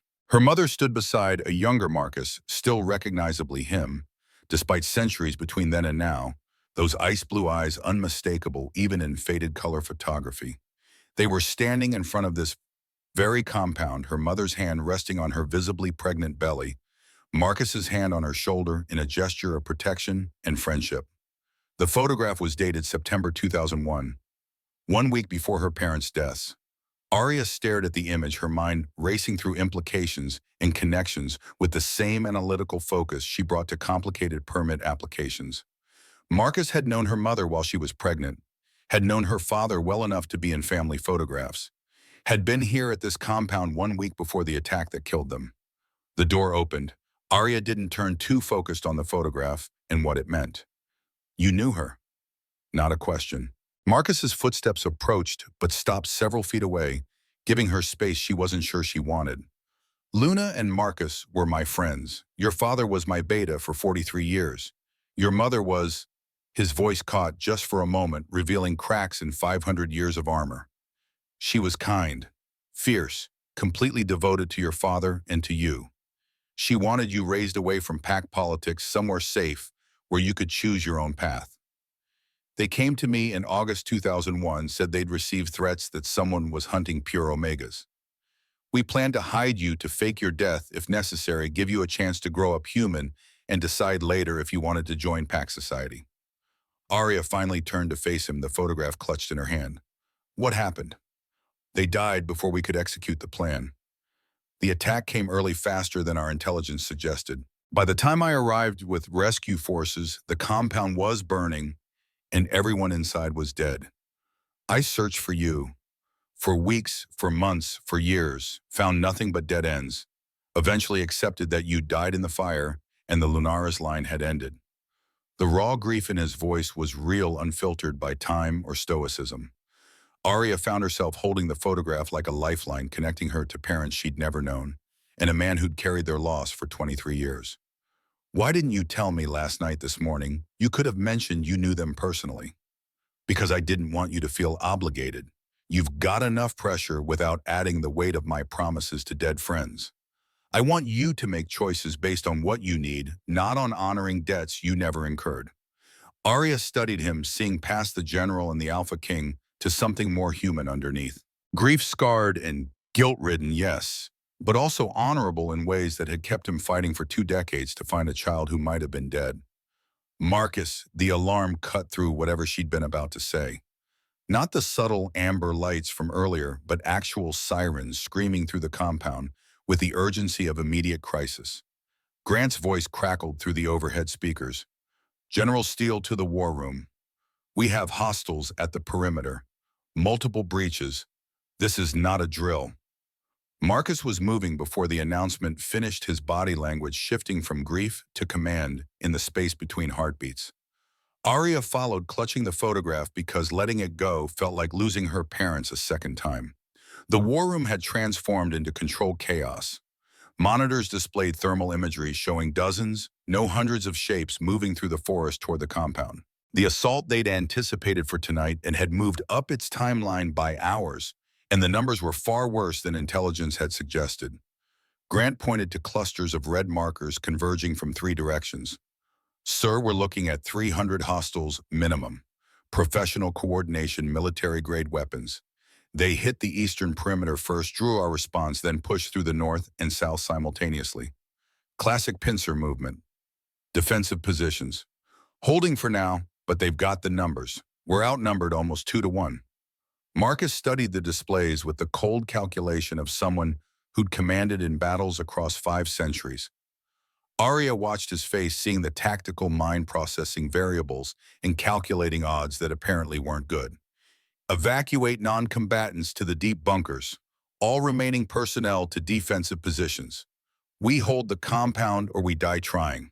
And the pronouncement carried the weight of absolute certainty, the kind of order that left no room for debate or retreat. Wolves moved to execute while Arya stood in the center of controlled chaos, feeling useless despite the shooting lessons and the defiant speeches. Marcus turned to her, and for a moment the general's mask slipped enough to show the man underneath. Chen will take you to the bunkers. You'll be safe there. I told you I'm not hiding while people fight for me. And I'm telling you that fighting means dying, and I didn't spend 23 years searching just to watch you get killed in your first battle. Go to the bunkers. That's an order. Something in Arya's chest rebelled against the command, against being reduced to cargo again, despite her earlier declarations. The heat might have broken, but she could still feel it simmering beneath her skin, biological imperatives mixing with genuine anger to create something combustible. You don't command me. I'm not Pack. I haven't sworn any oaths or accepted any authority. I'm just someone you extracted because you made a promise to my dead father. That doesn't give you the right to order me around like I'm one of your soldiers. The war room went very quiet. Even Grant stopped moving, recognizing that something dangerous was developing between the 2 people who were supposed to be on the same side. Marcus's expression went through several interesting transitions before settling on something that might have been respect or might have been frustration with Marcus. The line between the 2 was probably blurry at best. You're right, I can't order you, but I can ask. Please go to the bunkers. Not because you're cargo, but because watching you die would break something in me that 500 years hasn't managed to break yet, and I can't command effectively if I'm worried about whether you're safe. The honesty of it hit harder than any order could have. Arya felt her anger deflate, replaced by something complicated and uncomfortable that she didn't have time to analyze. Fine, but if the defenses fall, I'm shooting anyone who comes through that bunker door who isn't you or your people. Deal. Chen appeared at Arya's shoulder, already moving toward the exit with the efficiency of someone who'd done evacuations before and knew exactly how much time they had left. Arya followed, casting one final look back at Marcus, standing before his tactical displays, 500 years of warfare concentrating into whatever came next. The bunker was exactly what Arya had expected, reinforced concrete, filtered air supplies for weeks of siege. Margaret was already there, still clutching her rifle with the determination of someone who'd defended positions before and knew the value of being armed when everything went wrong. Arya, thank God. I thought you'd do something stupid like try to fight. Chen convinced me otherwise. Or Marcus did. I'm not entirely sure which. The bunker doors sealed with a hydraulic hiss that sounded like a tomb closing. Arya settled onto a bench beside her adoptive mother, the photograph of her real parents still clutched in her hand, and waited for either rescue or disaster with equal measures of dread and determination. Above them, the first sounds of battle began: gunfire and screams and explosions that shook dust from concrete ceilings. The war Marcus had been anticipating 4 days had arrived hours early, and Arya was trapped in a bunker listening to people die over territory defined by her existence. Time lost meaning in the bunker. Minutes or hours impossible to tell without natural light or the passage of events beyond filtered air and recycled atmosphere. Margaret checked her rifle for the dozenth time while Arya paced the confined space with restless energy that had nowhere productive to go. Then the screaming started. Not from the battle outside, but from one of the other civilians in the bunker. A woman young, maybe 16, clutching her stomach and crying in a way that bypassed pain and went straight to terror. Margaret was moving before Arya fully processed what was happening, her army medic training kicking in with automatic efficiency. She's pregnant. Labor's starting early, the stress triggered it. We need medical supplies we don't have in here. Arya looked at the sealed bunker door, calculating risks and options with the same focus she'd brought to everything else today. The smart choice was to wait, to trust that Marcus's forces would win and medical help would arrive eventually. The right choice, she moved to the communications panel, finding the frequency Chen had shown her during the tour. This is Arya Monroe in Bunker 3. We have a medical emergency. Pregnant civilian in premature labor. We need Dr. Vance or medical supplies immediately. Static answered her, then Chen's voice strained and distant. Negative, Bunker 3. All medical personnel are at casualty stations. You're on your own. Do what you can. The channel went dead. Arya looked at Margaret, seeing the same calculation in her adoptive mother's eyes. I can talk her through it, but I need more hands than mine. This is going to get messy. The next hours blurred together in blood and amniotic fluid and the kind of primal crisis that made warfare feel distant and abstract by comparison. Arya held the young mother's hand, whispered encouragement she didn't feel, and watched Margaret work with the focused competence of someone who delivered babies in field hospitals when proper medicine wasn't available. The baby came out screaming, a sound that somehow cut through bunker walls and battle chaos to announce new life in the middle of all this death. Margaret cleaned the infant with practiced hands, wrapped it in someone's donated jacket, and handed the bundle to its exhausted mother. Boy, healthy lungs, strong heartbeat. He's going to be fine. Arya stared at the newborn, tiny and red and perfect, in ways that made her chest ache with emotions she couldn't name. This was what the war was about, ultimately. Not territory or bloodlines or ancient grudges, but the continuation of life against everything trying to end it. The bunker door unsealed with another hydraulic hiss. Marcus stood in the opening, covered in blood and cordite residue, his ice-blue eyes scanning the space until they found Arya. Relief flashed across his face before professional command reasserted itself. All clear. Hostiles are retreating. We held. Arya stood on shaking legs, her hands still covered in someone else's blood, and met his eyes across the bunker. We had a baby, right here in the middle of your war. A boy. Marcus looked at the infant, at the exhausted mother, at Arya standing between them, like a guardian or a midwife, or something else entirely. His expression softened in ways she'd never seen before, 500 years of armor cracking just enough to reveal something human underneath. Then we won. Not just the battle, everything.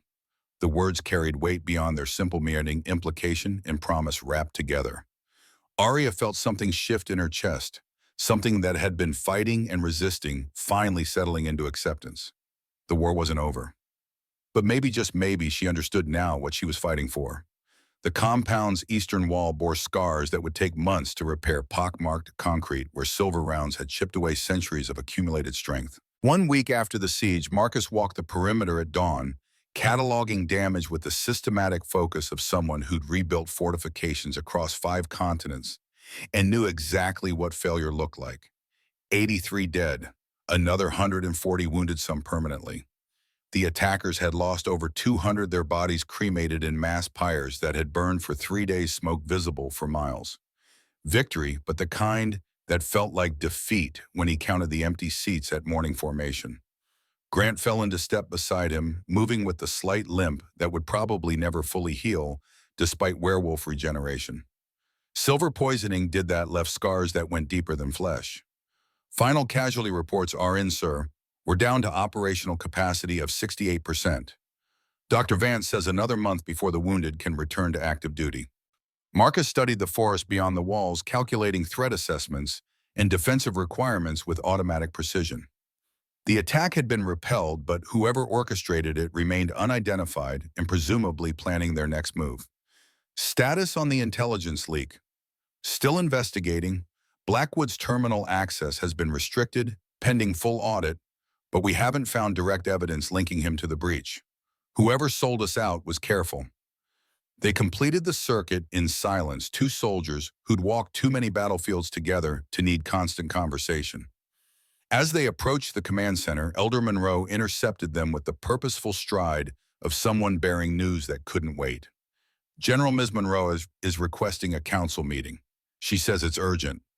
Marcus felt something tighten in his chest, concern mixed with the awareness that Arya rarely asked for anything without good reason. The week since the siege had seen her transformation from civilian refugee to something harder shaped by battle and birth into someone who understood that survival required more than good intentions.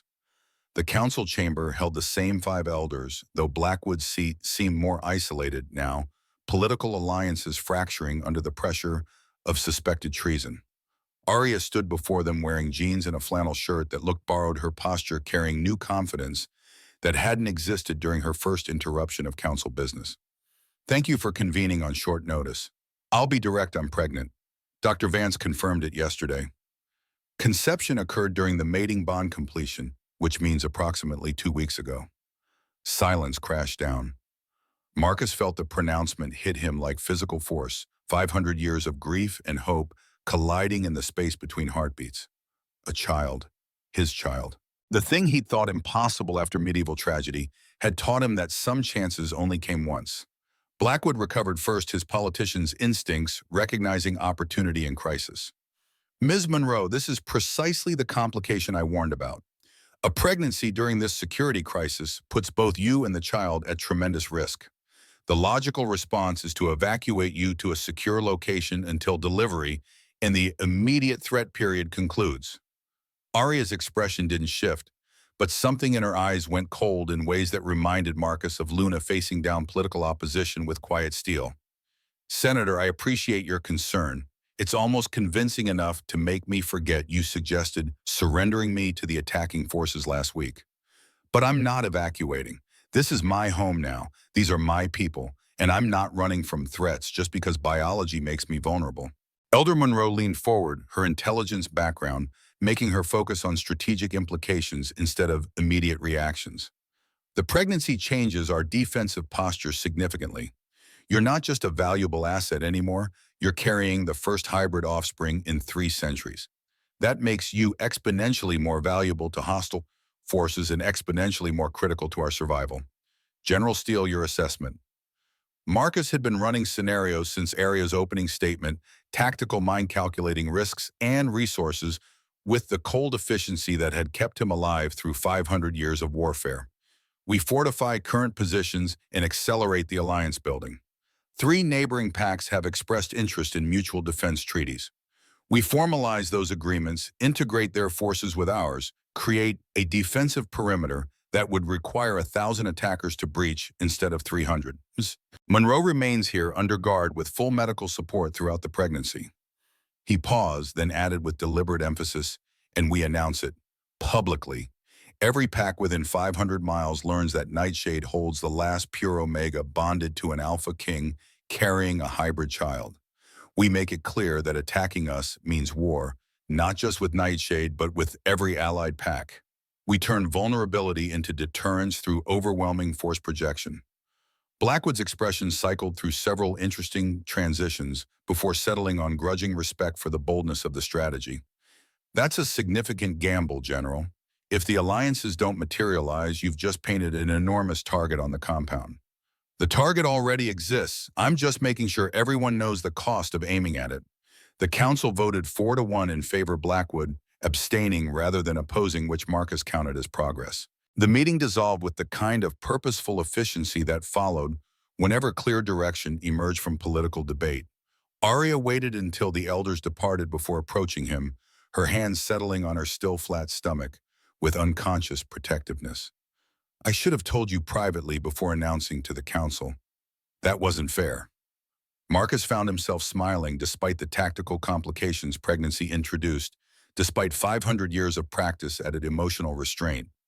You're establishing yourself as someone who makes decisions instead of waiting for permission. That's exactly what this pack needs to see. Fair doesn't enter the equation. She studied him with amber eyes that seemed to see past command authority to whatever remained underneath. Are you okay I know about your first family. Dr. Vance mentioned it when explaining pregnancy risks. This has to be terrifying, yes, but also the first genuine hope I've felt in 5 centuries. We have modern medicine now. Knowledge my younger self lacked. You're strong, trained, surrounded by people who'll die to protect you. It's different this time. The reassurance sounded more confident than he felt, but some lies were necessary when truth served no productive purpose. Arya seemed to sense the complexity beneath simple words, but mercifully didn't push.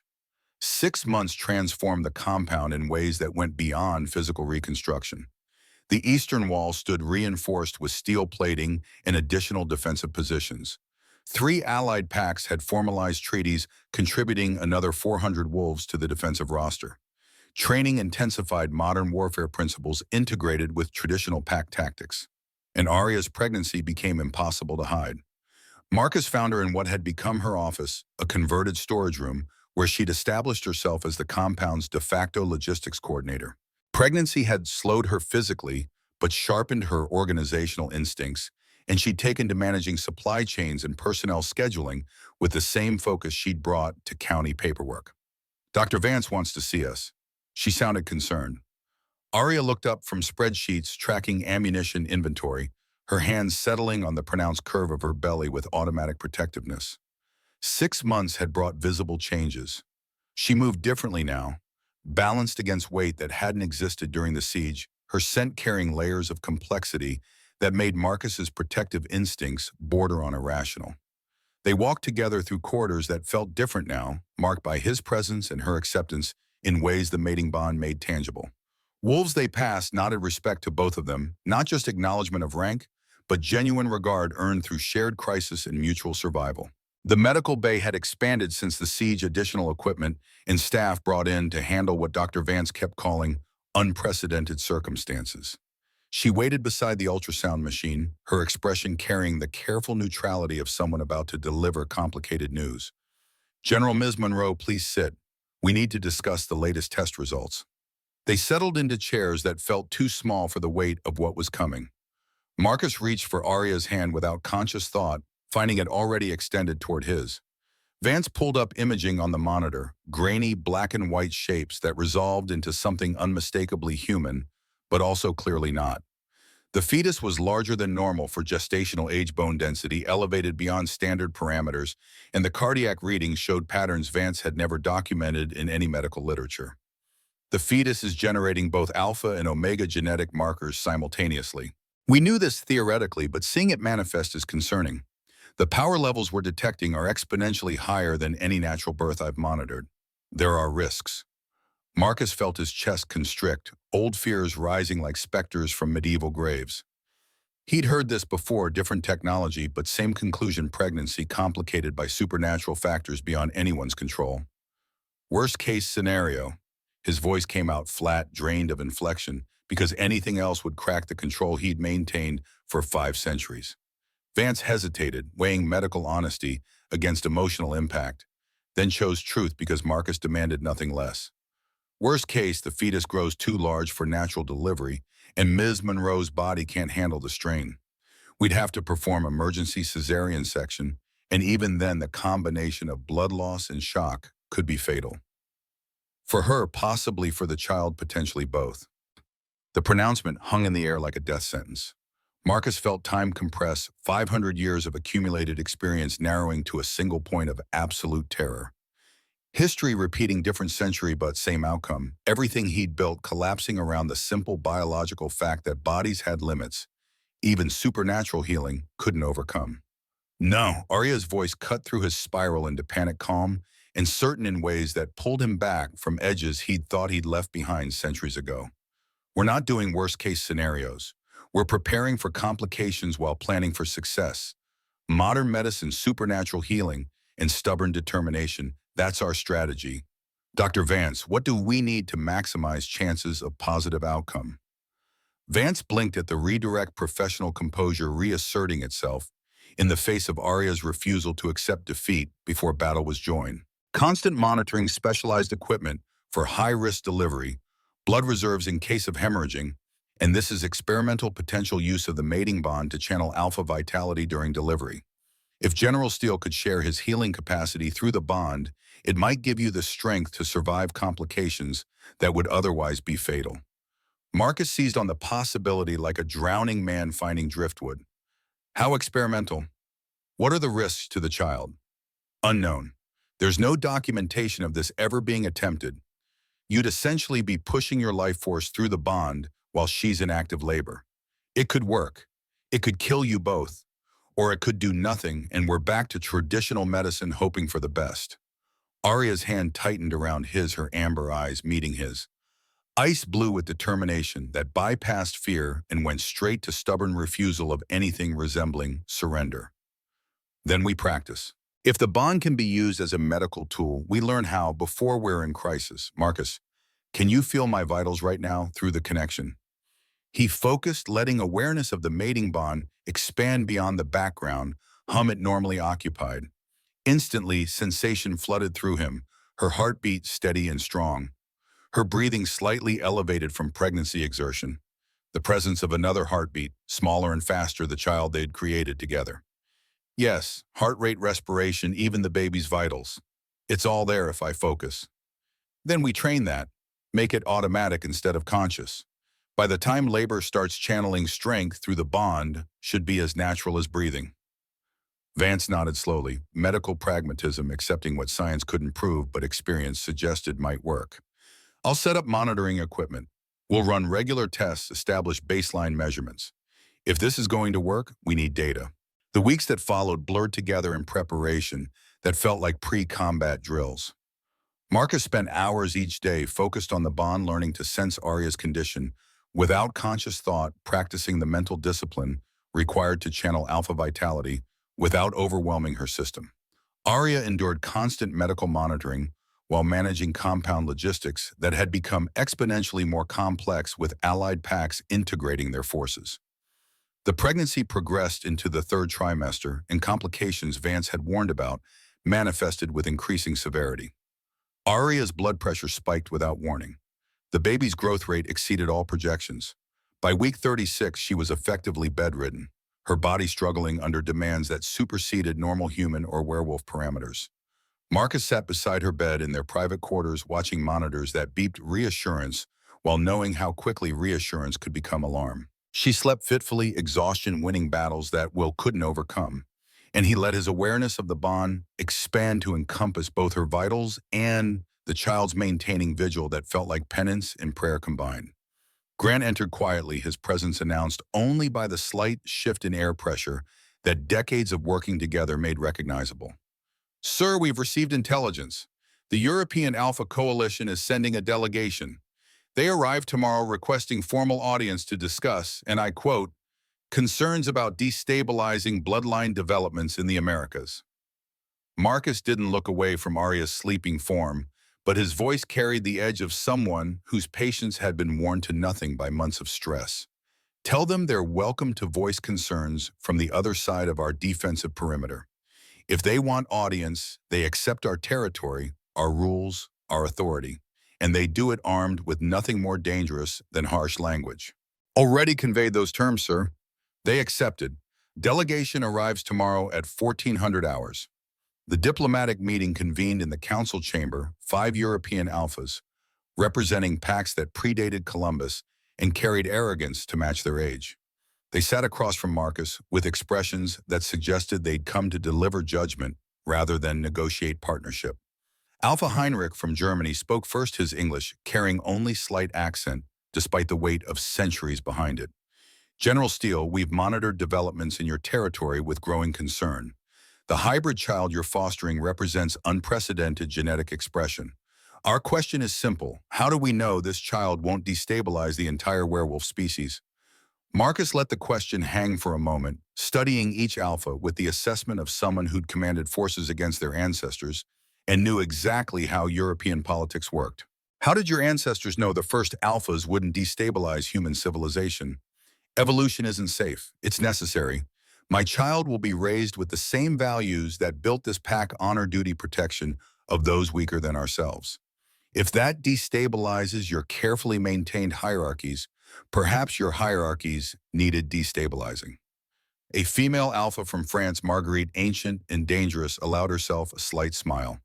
Bold words for someone whose territory nearly fell to 300 attackers. Your defensive capabilities are clearly insufficient for the threats you're attracting. We held. They died. That's the only metric that matters in warfare. And we've since tripled our defensive capacity through alliances you're apparently here to challenge. Heinrich leaned forward, political calculation visible in every micro-expression. We're not challenging, we're demanding oversight. Genetic testing, behavioral monitoring, regular reports to the European coalition. If this hybrid is as powerful as projections suggest, the global werewolf community has a right to ensure it's not weaponized against us. The presumption in that statement that they had any authority over Marcus's child, his pack, his territory, bypassed diplomatic restraint and went straight to the kind of fury that had ended kingdoms. Marcus stood alpha power flooding the room with enough force that every European wolf went still, with instinctive recognition of dominant force. You demand nothing. This is my territory, my child, my authority. You want proof the hybrid isn't a threat. Watch us build the most prosperous pack in North America, while yes, you're busy maintaining traditions that haven't evolved in 5 centuries. Then decide if evolution is dangerous or if you're just afraid of being left behind. The Europeans exchanged glances, recalculating strategies that had clearly assumed Marcus would be more compliant to international pressure. Heinrich stood slowly acknowledging defeat without conceding the war. We'll be watching, General. For all our sakes, I hope your confidence is warranted. They departed with the formal courtesy that masked political threats, leaving Marcus alone with Grant and the growing certainty that making enemies of the European coalition would have consequences they couldn't fully predict. 3 days later, those consequences manifested with precision that suggested extensive planning. Arya was in the compound's small library, researching pack histories with the same thoroughness she'd brought to county records when the window shattered inward. She moved on instinct, dropping behind a desk as something metallic clattered across hardwood floors. Silver knife. Inscribed blade. Someone had thrown it from outside trajectory, calculated to hit center mass if she hadn't moved. Chen appeared in the doorway in under 10 seconds, weapon drawn, already scanning for threats, while barking orders into her radio. Marcus arrived 30 seconds later, moving with speed that blurred the line between human and wolf, his eyes tracking the knife's position before finding Arya crouched behind the desk. Are you hurt? No, I moved in time. But Marcus... She pointed at the knife and he saw what she'd seen. Engraved into the silver blade, 3 words for Luna Lunaris, the same inscription they'd found after the last assassination attempt. The same signature from whoever had killed her parents 23 years ago. Someone was still trying to end the Lunaris bloodline, and they'd just escalated from coordinated assault to targeted assassination. Grant organized the response with military efficiency, compound lockdown, perimeter search, interrogation of anyone who'd had access to that section of the building. They found the assassin within an hour, a young wolf with dead eyes and the kind of fanatical certainty that suggested indoctrination rather than personal grievance. Marcus conducted the interrogation personally in a room designed for conversations that couldn't afford gentleness. Who sent you? The assassin spat blood, his jaw already healing from Chen's initial takedown. Blackwood's legacy. You killed him, but his vision survives. The old ways will return. Pure bloodlines will be restored. The Lunaris abomination will be... Marcus's hand moved faster than human eyes could track, gripping the assassin's throat hard enough to cut off speech, but not breathing. Senator Blackwood is alive and under investigation for treason. You're talking about someone else. Who? You're lying. Blackwood died. He was executed. We saw. The assassin's confusion was genuine, which meant someone had fed false information to create martyrs willing to die for invented causes. Marcus released him, stepping back while his tactical mind processed implications.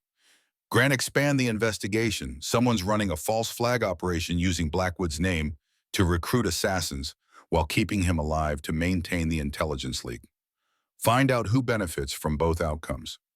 The investigation took 6 weeks, pulling threads through encrypted communications and following money trails that wound through offshore accounts and shell corporations. What they found was worse than treason. It was conspiracy with roots going back decades, involving council members who'd served Marcus's father and resented his survival when better wolves had died. The trial was public, brutal, and concluded with executions that Marcus carried out personally because some duties couldn't be delegated. 5 elders died their positions, filled by wolves who'd earned trust through combat rather than inherited it through bloodlines. The purge left the pack stronger, but scarred trust damaged in ways that would take years to fully repair. Through it all, Arya's pregnancy continued its inexorable progression toward a delivery that felt like inevitable crisis despite everyone's best efforts at preparation. Labor began at 38 weeks, 2 in the morning, with Arya's water breaking while she slept. Marcus felt it through the bond before she woke, her vitals spiking in ways that triggered alarms, both biological and electronic. Dr. Vance mobilized the medical team with practiced efficiency, transforming their private quarters into a fully equipped delivery room within minutes. Monitors tracked dual heartbeats, while Arya's contractions built with frightening intensity, her body trying to deliver a child that exceeded every safe parameter. 22 hours. Marcus counted. Every minute felt every contraction. Through the bond, watched her strength deplete with terrifying speed. Vance's expression grew progressively more concerned as labor failed to progress. The baby too large positioned, wrong complications multiplying faster than the solutions. We need to do the cesarean now. Her blood pressure is critical. Marcus positioned himself beside Arya, taking her hand while focusing on the bond with intensity that made everything else fade to background noise. He could feel her heartbeat weakening, feel her body failing under demands that exceeded biological limits. Arya, listen to me. I'm going to push everything I have through the bond. You're going to feel strength that isn't yours. Use it. Stay with me. She nodded, too exhausted for words, and Marcus opened the bond completely. Alpha vitality flooded through the connection, raw life force channeling from his body to hers with intensity that made his vision gray at the edges. He felt her heartbeat strengthen, felt her muscles respond with borrowed power, felt the baby shift into better position as her body found strength it shouldn't possess. Vance worked with the focused precision of someone who delivered hundreds of babies, but never under circumstances that rewrote medical understanding in real time. The incision, the extraction, the moment of terrible silence when the baby emerged, not breathing, then sound. A cry that made windows rattle and every wolf in the compound feel it through pack bonds that had nothing to do with blood relation. The child was male, enormous, already showing signs of power that exceeded both parents combined. Marcus maintained the bond connection until Vance confirmed Arya was stable, then let it collapse with exhaustion that bordered on unconsciousness. He'd given so much of himself that standing required effort, but none of that mattered compared to the bundle Vance was cleaning with swift competence. Boy, 11-pound strong heartbeat, elevated power readings that are honestly, I have no framework for this. He's healthy. You're both healthy. Congratulations. She handed him his son, and Marcus felt 500 years of grief and guilt and accumulated sorrow crack open like a dam finally breaking. He'd held his first son for 30 seconds before the baby stopped breathing, medieval medicine insufficient to save what modern knowledge could. This child, warm and strong and screaming with impressive volume, was resurrection and redemption combined. Arya watched from the bed, exhausted but conscious, her eyes tracking between Marcus and their son, with expression that suggested she understood exactly what this moment meant to him. We're naming him Gabriel, after your first son. Marcus looked up sharply, not remembering when he'd told her that name, then realizing he must have during one of the long nights preparing for delivery. The fact that she'd remembered, that she'd chosen to honor memory instead of avoiding it, meant more than he could articulate. Gabriel Marcus Steele. He carried the baby to her, settling their son in her arms with the same care he'd used carrying wounded soldiers off battlefields. The three of them together, family, in ways that superseded pack or bloodline or any other definition that had mattered before. Vance ran tests over the next week documenting results that would rewrite werewolf genetics for generations. Gabriel's DNA showed perfect integration of alpha and omega traits, hybrid vigor, that suggested he'd be stronger than any natural-born wolf. More concerning or more promising, depending on perspective, his bloodline carried contagious evolution. Any wolf who eventually mated with his offspring would produce stronger children, spreading hybrid advantages through the entire species. He's not just your heir, he's a catalyst. Within 3 generations, every major pack in North America could carry his genetic influence. Marcus studied his week-old son, seeing not just a baby but the future of everything they built. The responsibility felt crushing and exhilarating in equal measure. 3 years proved Vance's projections conservative, if anything. Gabriel developed with frightening speed, walking at 8 months, speaking in complete sentences by 18 months, shifting into wolf form at 2 years, when most children couldn't manage it until puberty. His personality combined alpha dominance with omega empathy, making him simultaneously commanding and approachable in ways that drew other pack children to him like gravity. The twins came next, Elena and Luna, named for Arya's mother and the woman Marcus had lost. Both showed strong omega traits, already demonstrating the bonding abilities that made their bloodline valuable.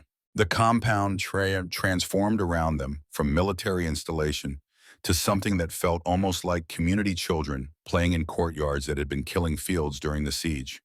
Marcus found himself in the unfamiliar position of not just commanding but building, not just defending but nurturing. He'd spent 5 centuries focused on survival. Now he was learning to focus on legacy, on creating something that would outlast him instead of just enduring until the next crisis. Gabriel's 8th birthday brought delegation from the European coalition again, Heinrich returning with the same careful courtesy that masked evaluation and judgment. Marcus met them in the courtyard where his son was demonstrating combat techniques to younger wolves, his movements already showing the precision that came from training by warriors who'd fought actual wars. "General Steele, your son is impressive. The reports don't do him justice." Heinrich watched Gabriel disarm a beta twice his size using leverage and timing instead of strength, then helped the larger wolf up with the kind of grace that suggested genuine respect rather than dominant gloating. "He's 8 years old and already thinking tactically. That's your influence, I assume." Marcus allowed himself pride without arrogance, watching his son with the same analytical eye he'd used evaluating soldiers for 5 centuries. He learns fast, but the empathy is his mother's influence. The combination makes him different. Better than I was at his age. Better than I am now in ways that matter more than combat capability. They watched Gabriel mediate a dispute between 2 younger children using omega calming influence, combined with alpha authority to resolve conflict that might have escalated without intervention. Heinrich's expression cycled through calculation and something that might have been respect. "We came to assess threat. What we're seeing is potential. If your son represents the future of our species, perhaps that future is brighter than we feared." The coalition departed with promises of formal alliance instead of oversight political calculus, accepting that fighting evolution was less productive than adapting to it. Marcus counted it as victory, though the kind that felt temporary because politics never stayed settled. Well, for long. That night, he found Arya on their private balcony watching sunset paint the mountains in shades of gold and purple. She'd returned to her logistics role after Gabriel's birth, now managing supply chains for 4 allied packs and demonstrating organizational genius that made Grant refer to her as the General's secret weapon. The Europeans left satisfied. That's a first. She leaned against him, comfortable in ways that 5 years of partnership had made automatic. Because Gabriel showed them he's not a weapon to be feared. He's just a child with extraordinary abilities, learning how to use them responsibly. That's what they needed to see. Marcus wrapped his arm around her, feeling the bond hum between them with contentment that had replaced the desperate need of early mating. They'd built something together, family pack future, that exceeded anything he'd imagined during 5 centuries of solitary command. "Do you ever regret it, choosing this life instead of staying human?" Arya was quiet for a moment, watching their children play in the courtyard below, while the sun painted everything in light that made the world feel less brutal than it usually was. "I regret nothing. The extraction was terrifying. The transformation was agony. The siege was hell. But look what it gave us. Gabriel the twins this pack you, I'd do it all again without hesitation. She turned to face him, amber eyes meeting ice blue with certainty that bypassed doubt. We built something that'll last 1,000 years. Not because of prophecy or genetics, but because we chose each other when we didn't have to. That's the legacy that matters.